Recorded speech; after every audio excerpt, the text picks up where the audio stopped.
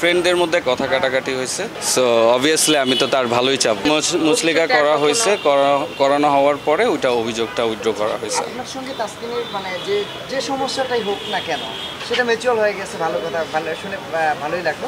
তবে একটু জানবো যে মানে কি নিয়ে আপনাদের মধ্যে সমস্যাটা তৈরি হয়েছে? আসলে এখন মিউচুয়াল হয়ে গেছে তো, সো এখন আর দুই পরিবার মিলে জিনিসটা হয়েছে। আসলে ফ্রেন্ডদের মধ্যে কাটাকাটি হয়েছে, কথা কাটাকাটি হয়েছে, তো ওইখান থেকে সূত্রপাতটা হওয়ার পরে দেন আর তো নতুন করে বলার কিছু না, যেগুলি আপনারা দেখছেন সেগুলি। বাট আমি আপনাদের একটা ক্লিয়ার স্টেটমেন্ট দিতে চাচ্ছি, সেটা হচ্ছে যে এর আগে আমি সরি বলি নাই, ঠিক আছে, যেটা আপনারা শুনছেন। আর সবচেয়ে বড় কথা হচ্ছে যে এর আগে আমি অভিযোগও উইথড্র করি নাই, ঠিক আছে।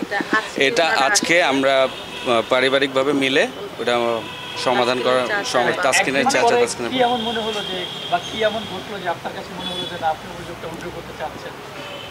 বেসিক্যালি অভিযোগটা যেদিন করা হয় তো অভিযোগটা করার পরে দেন আমাদের তাসকিনের সাথে আমাদের কথা হয় ফ্যামিলি মেম্বারদের সাথে। তো তখন তাসকিনের বাবার সাথে মানে আমার সম্পর্কে নানা হয়।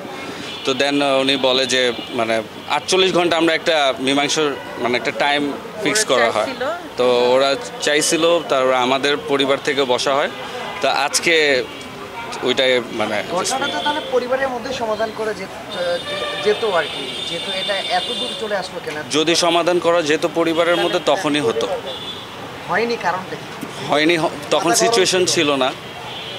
সিচুয়েশন থাকলে অবভিয়াসলি আমি তো ক্লাস 5-6-এ পড়ি না, অথবা 9-10-এ পড়ি না। তাসকিনের সাথে যেহেতু বিষয়টা মিউচুয়াল হয়েছে, তাসকিনের নিয়ে আসলে কিছু বলার আছে কিনা, বা ওনার ক্রিকেট ক্যারিয়ার নিয়ে সামনে আপনার কিছু বলার আছে কিনা? না, অবশ্যই আমার ছোটোবেলার ফ্রেন্ড।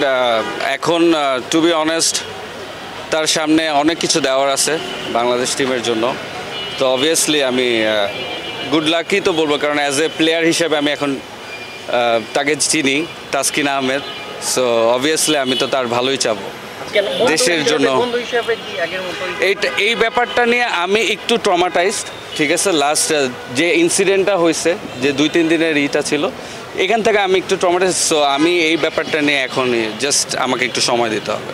ঠিক আছে, থ্যাংক ইউ।